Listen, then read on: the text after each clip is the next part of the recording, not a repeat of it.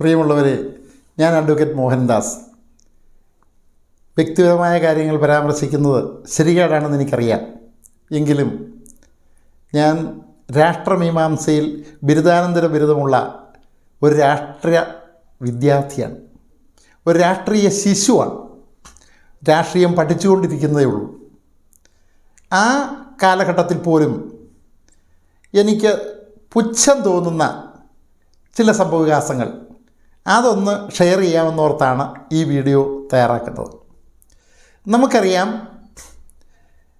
ഉത്തരേന്ത്യൻ സംസ്ഥാനങ്ങളിൽ MLA-മാർ, MP-മാർ, മന്ത്രിമാർ ഒക്കെ തന്നെ കാലുമാറുന്നൊരു കാലഘട്ടമാണ്.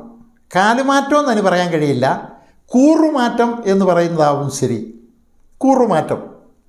നമുക്കറിയാം, ഒരു രാഷ്ട്രീയ പാർട്ടി അത് പ്രത്യയശാസ്ത്രപരമായി ജനങ്ങളുടെ മുമ്പിൽ അവതരിപ്പിക്കുന്ന ചില വസ്തുതകളുണ്ട്. ആ വസ്തുതകളിൽ ആകൃഷ്ടരായിട്ടാണ് അതിൻ്റെ പിന്നിൽ ജനങ്ങൾ അണിനിരക്കുന്നത്, വോട്ടർമാർ അണിനിരക്കുന്നത്. പ്രായപൂർത്തി വോട്ടവകാശമാണ് നമുക്കുള്ളത്. 18 വയസ്സ് പ്രായപൂർത്തിയായവർ, സമ്മതിദാന അവകാശമുള്ളവർ ആ രാഷ്ട്രീയ പ്രസ്ഥാനങ്ങളിൽ ആകൃഷ്ടരായി അതിൻ്റെ വക്താക്കളായി മാറുന്നു. അവരിൽ നിന്ന് അവരുടെ പ്രതിനിധിയായ ഒരാളിനെ തിരഞ്ഞെടുക്കുന്നു. ഒരു ഉദാഹരണം പറഞ്ഞാൽ, നമ്മുടെ ഇന്ത്യ മഹാരാജ്യത്ത് 2002 സെൻസസ് അനുസരിച്ച് നമ്മൾ വിലയിരുത്തിയാൽ 16 ലക്ഷം വോട്ടർമാർക്ക് ഒരു പ്രതിനിധി എന്നുള്ള നിലയിൽ നമുക്കൊരു MP-യെ കരുതിയാൽ, മെമ്പർ ഓഫ് പാർലമെൻറ്റ്, ഇന്ത്യൻ ജനാധിപത്യത്തിൻ്റെ ശ്രീകോവിലാണ് ഇന്ത്യൻ പാർലമെൻറ്റ്. ആ പാർലമെൻറ്റിലേക്ക് ഒരു മെമ്പറെ തിരഞ്ഞെടുത്താൽ ആ 16 ലക്ഷം വോട്ടർമാരോട്, അവരുമായി ബന്ധപ്പെട്ട് നിൽക്കുന്ന ജനലക്ഷങ്ങളോട് ആണ് ആ MP-ക്ക്, മെമ്പർ ഓഫ് പാർലമെൻറ്റിന് കൂറുണ്ടാവേണ്ടത്. ആ കൂറ് അവിടെയാണ്. അപ്രകാരം അവരാണ് അദ്ദേഹത്തിന് ആ സ്ഥാനം നൽകിയിരിക്കുന്നത്. അപ്രകാരം ഒരു പാർലമെൻറ്റ് മെമ്പറെ തിരഞ്ഞെടുക്കപ്പെട്ടാൽ തന്നെ തിരഞ്ഞെടുത്ത് വിജയിപ്പിച്ച് വിട്ട ആ വോട്ടർമാരോടും ആ വോട്ടർമാരടക്കമുള്ള ആ പാർലമെൻറ്റ് നിയോജക മണ്ഡലത്തിലെ ജനങ്ങളോടാകത്തന്നെ, ജനലക്ഷങ്ങളോടാകത്തന്നെ കൂറ് പുലർത്തുകയും അവരുടെ നേട്ടങ്ങൾക്ക് വേണ്ടി, നന്മകൾക്ക് വേണ്ടി, നിലനിൽപ്പിന് വേണ്ടി ക്ഷേമരാഷ്ട്ര സങ്കല്പം അനുസരിച്ച് പ്രവർത്തിക്കലാണ് അദ്ദേഹത്തിൻ്റെ പ്രധാനപ്പെട്ട ഒരു കടമ. ഇത് പറയുമ്പോൾ ഒരു MP ആ നിയോജകമണ്ഡലത്തിൽ മാത്രം ചുരുങ്ങേണ്ട ആളല്ല. ഇന്ത്യ മഹാരാജ്യത്തെ ഒന്നായി കാണണം, ഇന്ത്യ മഹാരാജ്യത്തെ ഒന്നായി കാണണം. അങ്ങനൊരു വീക്ഷണം ഉണ്ടാവണം. തൻ്റെ മണ്ഡലത്തിലെ പ്രത്യേകമായൊരു പരിഗണന വേണം. ഇതെല്ലാം കരുതിക്കൊണ്ട് ഇന്ത്യൻ പാർലമെൻറ്റിൽ, അതായത് ഇന്ത്യ മഹാരാജ്യത്തെ ജനകോടികളെ ഒരു ക്ഷേമരാഷ്ട്രത്തിലേക്ക് നയിക്കുന്നതിനാവശ്യമായ നിയമനിർമ്മാണം നടത്തുക എന്നതാണ് ഒരു MP-യുടെ പ്രാഥമികമായ കടമ. അപ്പോൾ ആ നിയമനിർമ്മാണത്തിൽ കേന്ദ്രീകരിക്കണം. മറ്റ് വിവിധങ്ങളായ മേഖലകളിൽ ആ MP-യുടെ സേവനം ഉണ്ടാവണം. അതിനാവശ്യമായ യാത്രകൾക്കും മറ്റ് ആവശ്യങ്ങൾക്കും വേണ്ടിയാണ് അവർക്ക് അലവൻസുകൾ വെച്ചിട്ടുള്ളത്, ശമ്പളം വെച്ചിട്ടുള്ളത്, യാത്രാബത്ത വെച്ചിട്ടുള്ളത്. വിവിധ രൂപങ്ങളിൽ അവർക്ക് സാമ്പത്തികമായി പോലും ഇന്ത്യയിലെ 142 കോടി ജനങ്ങൾ അവർ അധ്വാനിച്ചുണ്ടാക്കുന്നതിൻ്റെ ഊർവാശിയാണ് അവർക്ക് ഈ സമ്പത്ത് ലഭിക്കുന്നത്. ഈ ആനുകൂല്യങ്ങളാകെ ലഭിക്കുന്നത് കോടികളുണ്ടാവാം, അത് ലഭിക്കുന്നത്, അതിനൊന്നും ആർക്കും തർക്കമൊന്നുമില്ല. ഈ ഒരു പാർലമെൻറ്റ് മണ്ഡലം ഒട്ടാകെ നിറഞ്ഞു നിന്ന് പ്രവർത്തിക്കണമെങ്കിൽ, ഇന്ത്യ മഹാരാജ്യത്തെ ഒന്നായി കണ്ട് പ്രവർത്തിക്കണമെങ്കിൽ, പാർലമെൻറ്റിൽ നീതി പുലർത്തണമെങ്കിൽ, നിയമനിർമ്മാണ രംഗത്ത് നീതി പുലർത്തണമെങ്കിൽ, ഭരണനിർവഹണ രംഗത്ത് നീതി പുലർത്തണമെങ്കിൽ തീർച്ചയായും അവർക്ക് ഇതിനുള്ള ചിലവുകളും വരും. അത് ചെയ്തോട്ടെ, അതിന് തർക്കവും വേണ്ട.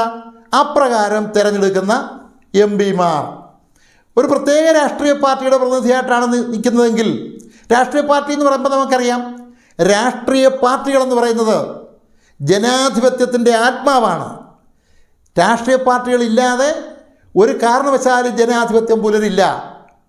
അതൊരു തർക്കവും വേണ്ട കാര്യത്തിൽ. അതുകൊണ്ട് തന്നെ രാഷ്ട്രീയ പാർട്ടികൾ അനിവാര്യമാണ്.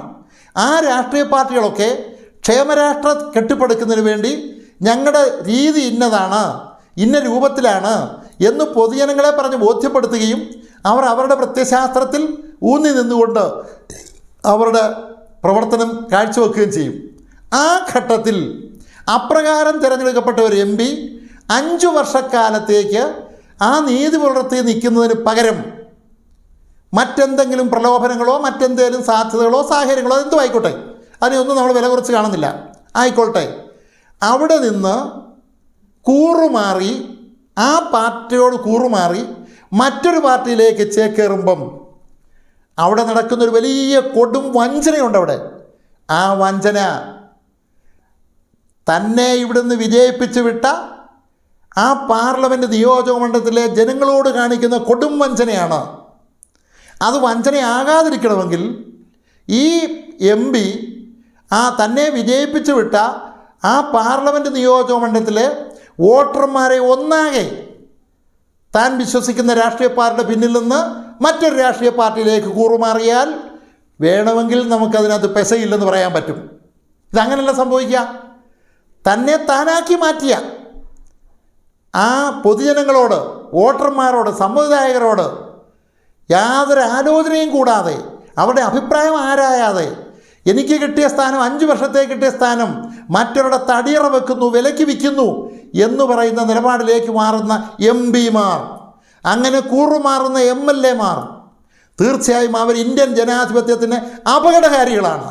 അവരൊരു വോട്ടറായിട്ടിരിക്കാൻ പോലുമുള്ള അർഹതയും യോഗ്യതയും ധാർമ്മികമായും നിയമപരമായും ഇല്ല എന്നാണ് വ്യക്തിപരമായി ഞാനും എന്നെപ്പോലെ വിശ്വസിക്കുന്ന സാധാരണക്കാരായ ആൾക്കാരുടെയും വിശ്വാസം. അതുകൊണ്ട് തന്നെ അപ്രകാരം കാലുമാറുന്നവർ, കൂറുമാറുന്നവർ, കാലുമാറ്റം എന്നൊക്കെ പറഞ്ഞാൽ അവരുടെ സിമ്പിൾ ഉപയോഗമാണ്. കൂറുമാറുന്നവർ, അവരെ സമൂഹം ഒറ്റപ്പെടുത്തേണ്ടിയിരിക്കുന്നു, അവരെ ജനപ്രതിനിധികളായി കാണാതിരിക്കേണ്ടിയിരിക്കുന്നു. അവർ നമ്മുടെ മുമ്പിൽ ചിരിച്ചുകൊണ്ട് പുതിയ മുഖവുമായി വന്നു, പുതിയ സ്ഥാനമാനങ്ങളും നേടി വരുന്നു. ഒരു സാഹചര്യം ഉണ്ടായാൽ അവരെ ഒറ്റപ്പെടുത്തുന്ന തരത്തിലേക്ക് ഇന്ത്യ മഹാരാജ്യത്തെ വോട്ടർമാർ, സമ്മതിദായകർ, സ്വബോധമുള്ള 18 വയസ്സ് പ്രായപൂർത്തിയായിട്ടുള്ള വോട്ടവകാശമുള്ള മുഴുവൻ ജനവിഭാഗങ്ങളും അവരെ പുച്ഛത്തോടെ കാണുകയും ഒറ്റപ്പെടുത്തുകയും ചെയ്യുന്ന ഒരു സംസ്കാരം നമ്മുടെ ഭാരതത്തിൽ നമ്മൾ സൃഷ്ടിച്ചെടുക്കേണ്ടിയിരിക്കുന്നു. അപ്രകാരം ഒരു കാലഘട്ടം ഉണ്ടായാൽ മാത്രമേ ഈ കാലുമാറ്റം വഴി, കൂറുമാറ്റം വഴി നമ്മളൊക്കെ കാണുന്നതിനപ്പുറത്തേക്ക് കാര്യങ്ങൾ മാറ്റിമറിക്കുന്ന തരത്തിലുള്ള പ്രക്രിയകൾ അവസാനിക്കുകയുള്ളൂ എന്ന യാഥാർത്ഥ്യം നാം തിരിച്ചറിയേണ്ടതുണ്ട്. അതുകൊണ്ട് ഇന്ത്യൻ ജനാധിപത്യത്തിൻ്റെ, ഇന്ത്യയിലെ ജനങ്ങളുടെ, ഇന്ത്യ മഹാരാജ്യത്തിൻ്റെ ശത്രുക്കളാണ്, വഞ്ചകരാണ് ഇപ്രകാരം ഒരു പ്രത്യേക താല്പര്യം പറഞ്ഞ് വോട്ട് വാങ്ങി ആ സ്ഥാനത്തെത്തിയതിന് ശേഷം MLA ആയാൽ MP ആയാൽ കൂറുമാറി മറ്റൊരു രാഷ്ട്രീയ പ്രസ്ഥാനത്തിലോ മറ്റൊരു മുന്നണിയിലോ കൂറുമാറുന്നവർ എന്ന യാഥാർത്ഥ്യം തിരിച്ചറിയാനും അവരെ ഒറ്റപ്പെടുത്താനും സാധാരണക്കാരായ പൊതുജനങ്ങൾ, വോട്ടർമാർ തയ്യാറാകുന്നൊരു കാലം അനധിവിദൂര ഭാവിയിൽ ഉണ്ടാവും എന്ന വിശ്വാസത്തോടുകൂടി, പ്രതീക്ഷയോടുകൂടി, സങ്കല്പത്തോടുകൂടി ഞാൻ ഈ വീഡിയോ നിങ്ങളുടെ മുമ്പാകെ അത്തരം ഒരു ചിന്ത, നിങ്ങളുടെയൊക്കെ മനസ്സിലുള്ളൊരു ചിന്ത ഒന്നുകൂടി ഓർമ്മ, നിങ്ങൾക്കറിയാം, അതിനെ ഒന്നുകൂടെ ഓർമ്മപ്പെടുത്തുക എന്ന ഉദ്ദേശത്തിന് മാത്രം, ആ സതുദ്ദേശത്തോടു കൂടി നിങ്ങളുടെ മുമ്പിൽ അവതരിപ്പിക്കുന്നു. ഞാൻ അഡ്വക്കേറ്റ് KN മോഹൻദാസ്.